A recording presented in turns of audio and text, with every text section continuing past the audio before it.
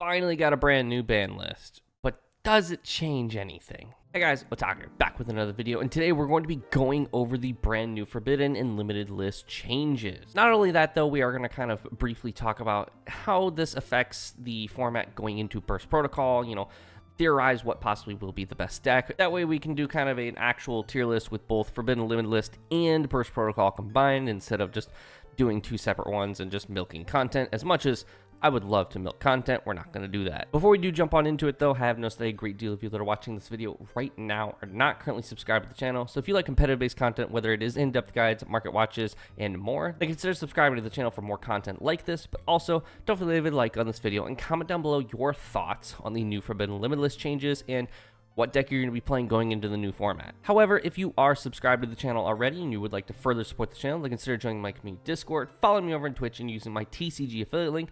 Or if you'd like to save 50% off the next time you buy a new deck box, playmat, or even some card sleeves, then consider using my Dueling Guard affiliate link. All links in the description down below. Alright, so we're going to go ahead and actually take a look at the Forbidden Limited list first. The images I'm looking at were posted over here on my community Discord, and like I said a minute ago, feel free to join that if you are not already. The link will be down in the description below, but the first batch of cards is going to be the cards getting forbidden, and a handful of these should not really be of any surprise. Herald of the Arclight was pretty much guaranteed to get banned on lists, and it was limited on the last list just to kind of sell Yummy, essentially. But the Barrier Statue of the Torrent, Water was still running around doing water things, but also Mitsurugi was actually able to search this in 7th Tachyon. And then we have Malice Q Whitebinder and Harpy Feather Storm, which this card, I mean, should be no surprise. We've been calling for this card's hit for a long while now because decks like Ryzeal and Yummy Hell can even use this card. We're just kind of skipping people's turns with this card. But furthermore, it was kind of a preemptive hit, I do think, because Radiant Typhoon is projected to actually be a good deck going into Burst Protocol. And that deck is full of Wind Wing Beasts, and if this card's legal, they're playing it at 3 most likely. As for the semi-limited, we have Dragoton Balulu, Joe Vanquishal Holy Sue, Yummy Snatchy, Habakiri, Case for K9, and Kitu. These should not really be a surprise. We kind of knew that Kitu was going to get put to 1 because the OCG did it, and Balulu, I believe, got put to 1 on the most recent OCG list. Joe again, makes sense. Holy Sue makes sense because Vanquishal K9 is still doing things, but also we will see more Vanquishal K9 when we get to the unlimited list. But Snatchy going to 1, Yummy's been running rampant, and Habakiri is easily the most broken card in Mitsurugi. It will be the only Mitsurugi card getting hit here, but again, it makes sense because they do actually have, I believe in March, a Mitsurugi structure deck coming out, and it does feature a singular copy of Habakiri. As for the semi-lits, it's pretty short. Droll and Lockbird. I actually don't like this. I'm very much a Droll and Lockbird advocate because I do think Droll and Lockbird is a healthy card for the format. I'm pretty much in the minority when I think that. I think Droll and Lockbird is kind of a stabilizer or an equalizer for when decks get completely out of control, because the less copies of Droll and Lockbird that are in the format, the more versions of Vanquishal K9 or Water are running around because, they're allowed to just do 1,000 ads uninterrupted. And sure, you have cards like Fuelos and the other Molcharmies to really threaten combo decks to not combo, but if you don't really have another card to kind of stop that, they're gonna maybe deck you out or just not care. But you still have to open the Molcharmies. Droll and Lockbird also, I think the main reason it was getting hit was the same reason Ash got hit in the OCG. It is kind of being used as a counter to the Molcharmies, and I do think the Molcharmies are just as healthy for the format as Droll and Lockbird. I do think this approach is not healthy. I think Droll and Lockbird being used to counter the Molcharmies is not ideal because the Molcharmies are kind of supposed to be, again, an equalizer, kind of be a deterrent to combo decks to not combo as hard. I imagine most of my comments will be talking about the Droll and Lockbird hit. I know there is a large majority of people that don't like this card. I do personally like Droll and Lockbird. Semi-limit, obviously, it's one less copy, so it's still running around in the format, but I do think that this is kind of foreshadowing what is to come, and I'm not a fan if Droll and Lockbird does end up getting banned in the future. And then for the unlimits, most of these are pretty much nothing, like Black Dragon, Collapse Serpent, White Dragon, Wyver Burster. This is good for D-Link, which, funny enough, they're getting support in Burst Protocol. Dark Refer is nothing. Vanquishal Rosin going back to 3 after being put to 1 on the last list. Stake Your Soul going back to 3 after being put to 1 on the last list. Snatch Shield going to 3, Change of Heart going to 3, Inclusion going back after being put on the put to 1 on the last list, and then Zodiac Trident going to 3 after coming off the list on the last ban list. Like I said, these are all pretty much nothing. The notable cards is Rosin, Inclusion, and Stake Your Soul. The reason they're putting these back to 3 is because they were only hit because K9 was too new when the last list came around, and they didn't want to hit K9 cards because, you know, it was too new. They wanted to sell the product, so we had to punish the decks that K9 was being played in. Vanquish Soul K9, in my personal opinion, is actually better in the current condition that it's in with this new ban list than it is with the old ban list. Yes, you can argue like, oh, they have 2 less Holy Sue, so they have less turn 0 plays, but they still have 1, and they have 3 Azuna still. Now, yes, Azuna's a little bit more situational. You know, they can't just trigger at any point. Like, if you don't activate monsters in hand or graveyard, Azuna's not going to get triggered. But even so, Rosin going back to 3 is pretty crazy for the deck. And on top of that, Vanquish Soul was always able to really easily bridge into K9. And they're still able to do that with the 1 Holy Sue. Rosin was very good of a hit way back when, because it was not only the starter of the deck, but it was a fire, which you were taking away some of their resources, their reveals. We all agree that kind of hitting Stake Your Soul was a little bit extreme, but you know, you always had to punish the world-winning deck. So I don't know, Rosin and Stake Your Soul going back to 3 and taking away 2 Holy Sue, 2 Joe and 2 Case.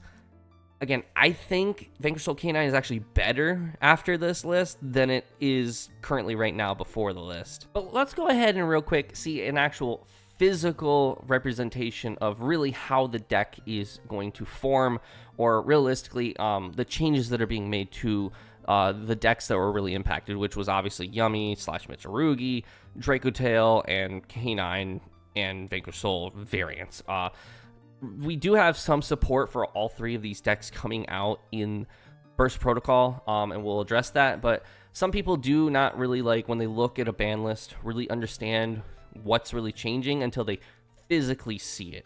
So a lot of people were making the argument that, like, why is Case for K9 going to 1 when it's already, you know, really only being played at 1? Well, Vanquish Soul K9, ever since Worlds, Case for K9 has been seeing an increase in copies, going from 2 to 3, and for the most part 2 or 3 has been kind of like the standard since Worlds. But at the same time, because they hit Joe specifically, when you hit any of the K9 names, you kind of have to hit Case for K9 as well, because Case for K9 was also like copies 4, 5, and 6 of those cards. So when you limit Joe Case for K9 is copies 2, 3, and 4. So you still have 3 more copies of Joe so you always kind of had to hit Case for K9 because it's just more copies. But for those who were not running multiple copies of Case for K9, by limiting the Case for K9, you pretty much guarantee that they're not just by default going to just fill in those 2 missing slots with 2 Case for K9s. But again, just to get a physical like representation of what is happening here, we're looking at a but again, to get a real physical representation of what is happening here, we are looking at a topping list for the most recent YCS that wasn't the remote YCS, which was way back in early December for Vanquish Soul K9. And just to kind of get an idea here, you know, we're taking away 2 Holy Sue, we're taking away 2 Joe and we're taking away 2 Case for K9. So we are realistically opening up 6 slots in the deck. Obviously, we're going to fill that with 2 Rosin and 2 Stake Your Soul, opening up room for 2 slots. Now, this player was only playing 2 Noroi. There's a chance they fill one of these 2 slots with a second Noroi, and then maybe just like a Bestial somewhere. And then as for the extra deck won't change because they didn't touch anything in the extra deck. This version of the deck still makes all of these cards just fine. They probably will cut something to make room for the brand new Xyz monster coming out in Burst Protocol, but we will only have to see for that. But again, for what they did, there's 2 extra slots in the main deck for to fill in for really just anything. But for the most part, this just seems like the same deck, but more starters now. Like, yes, Holy Sue was always kind of a starter under the condition that there was another Vanquish Soul card in the hand. Joku was always a starter under the condition that you had another level 5 in hand. And Holy Sue, yes, was turn 0 plays, but it was a little too overtuned for a turn 0 play card. And I do think that most players can agree with that. But we have Rosin, which then can just turn around and find the Holy Sue. And we have Stake Your Soul, which can just like reveal Azuna, special summon Holy Sue from the deck. So we have ways to still get to that Holy Sue pretty consistently. But furthermore, the big noteworthy thing here is that Rosin is a fire monster. As you can see here, there's not a whole lot of fire monsters in this deck if you only have one Rosin. You have the one Rosin, the 3 Xiaolong, the 3 Ash Blossom, and that's it. And you can make the argument that, oh, Holy Sue's an Earth, and, you know, Caesar needs an Earth, and that's the whole appeal of Holy Sue. True, but you have Lupus, you have Noroi, you have Azuna, like, you have plenty of Earths in the deck, and not nearly as many of the Vanquishable cards require an Earth monster. It's really just Caesar that really requires the Earth, and obviously Holy Sue herself. But let's go ahead and take a look at Branded Dracotail, the deck that, in my personal opinion, going into the next format will be the best deck in the format, because we're getting so much crazy support in Burst Protocol that I think the slots being emptied will be very quickly filled. So Brain Fusion never went to 3, and again, we're looking at a list that topped, funny enough, at the same YCS that Vanquishable Canine list topped. But we are obviously kicking out the 2 Albazes here and the Ecclesia. We're going to kick out 1 of the Droll and Lockbirds here. We're going to kick out 2 of the Kitu and 2 of the Malulu. Once again, we have 5 slots open. So you fill out 3 of those slots with 2 of the Albaz, 1 of the incredible Ecclesia, and then you still have room if you want to cram in the Spenta and the Crowley and the Zoroa. Like, you still have room, and, you know, you could just cut Droll all out, right? You can just really do whatever you want. I think Dracotail really got off scot-free with this Forbidden Limited list, because yes, you are hitting Kitu, which means you are lowering the odds of them finding it, and if they set it on your turn 0, and you find a way to out it, there's going to struggle to get rid of it. Also, having Kitu at 1 kind of gives a more clear-cut card that you should be ashing against this deck. You can obviously ash Branded Fusion, Kitu, or Rahu. They all read the same, and obviously you can ash all of the traps, but like Kitu, ashing Kitu actually feels a little bit more impactful because it's the only one they got. And of course, Kitu being at 1 means that the trap cards are going to have to put it back if they want to get it back into circulation. Whereas Malulu being at 1, Malulu not only was kind of a starter because you normal summon it and it was a Cartesia all this time, but furthermore, when you're going first against a Dracotail player, nothing really felt horrible like seeing Fiamina send away a Malulu and a monster, or a Pan and a monster.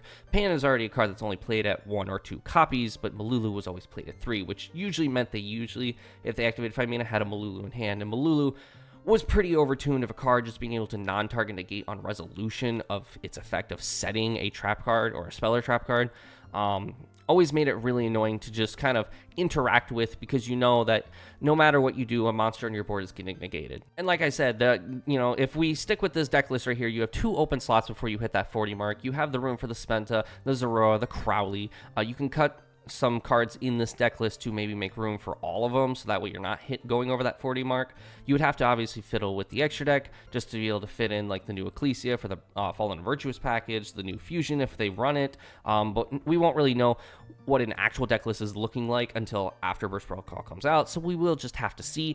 But again, all we're really doing with this Forbidden Limited list is just making room, specifically in Vanquishable Canine and in Dracotail, for the new stuff coming out. Yummy is a little bit different. We're going to go ahead and just take a look first at Yummy Mitsurugi, which I do think as a deck is dead. I do think that Mitsurugi as a pure deck is still very playable. You just increase your copies of Aramasa because you did lose 2 of your Hapakiris, and we have lost Herald and Arclight. But again, as a concept of Yummy Mitsurugi, they have lost their way to bridge from Yummy into Mitsurugi. So if they don't open Mitsurugi cards, which also we have lowered the count of finding those Mitsurugi cards, then they are most likely just not playing Mitsurugi. But they, again, have lost the Herald and 2 of the Habakiris, further increasing their odds of just not playing Mitsurugi. But they have also lost 1 Snatchy, which kind of makes things a little weird. It makes it easier to interact with Yummy because if you're playing Bystials, which there's a good chance we see an increase in Bystial count going into the next format, just so that way you can guarantee, that Snatchy is out of the game, makes things a little difficult for the Yummy player. Now, I'm not saying that this version of the deck is completely dead. Yes, you still have the 3 pre-preparatory and the 3 Mitsurugi prayers, so you still have ways to find this Habakiri, but this looks a little more iffy because, again, if Yummy is the only thing you open, then you just don't find the Mitsurugi cards, and without Herald, you are not really ending on a substantial end board, which is a very good bridge to talk about pure Yummy, where, again, they are losing the Herald. They're losing 2 Snatchies if we're playing pure. And then you have 3 extra slots in your extra deck, but at the same time, without Herald, what level 4 are you even trying to go for? So you really are probably just cutting the level 3s as well, and you're just relying off the level 2 synchros. So you have all this space in your extra deck. What are we filling it with? And again, Yummy Pure, you only have 1 Snatchy, and yes, you do have Link Karibo and Almirage, so you can be a little bit more creative. And then if you're playing like Super Poly, you can make Gravity Controller as well. So you do have options, but it does get a little tricky going a long way. You do have Kagari if you open like the Sky Striker package. There's a good chance that if you're playing Yummy Pure, the Sky Striker package is just almost absolutely a must now, because you just want to increase your odds of having a Link 1 without going into the Snatchy right out the gate. And with all that being said, I just think Yummy Pure and Yummy Mitsurugi will no longer see all that much play. I think Habakiri and Herald getting banned was enough for Mitsurugi Yummy to not be seeing a whole lot of play. It is still possible to play, I just don't think it'll be very popular, and I do think Yummy Pure is pretty much dead in the water. But I don't think Yummy is out of the game just yet. We have so many other variants to play of Yummy, and I will be making a video of that tomorrow as of uploading this video, where we do have Tri-Brigade Yummy still, which I will be making an in-depth guide for here pretty soon, especially now that there's a ban list. I'm very confident to actually make a deck list for that video, because you guys just showed some amazing support for the introductory guide. But you also have Mimigul Yummy, and you have Sulfur Yummy, which also puts up a generic negate and a generic Omni negate that like Herald was. So I do think that maybe Sulfur Yummy or Tri-Brigade Yummy will probably be the more popular versions, because they're both actually capable of putting up a generic Omni negate. But I'm curious to hear what you all think. Of course, you know, what do you think the format's looking like going into Burst Protocol? I personally think that Draco Tail got off scot-free with this ban list. Yes, they hit some of the consistency, but the consistency is going to be filled in once Burst Protocol comes out. But we really will have to see. I think Yummy got hit the hardest, but that makes sense because it was the most represented deck in the last few formats, so it really does make sense. But you know, let me know in the comment section below. Also, leave a like on this video. And if you're not already, definitely subscribe to the channel. We're trying to break 2,500 subscribers here real soon. We're getting really close. And then we're going to move on to the 3K goal. But with that, I'll see you all in the next video. See ya.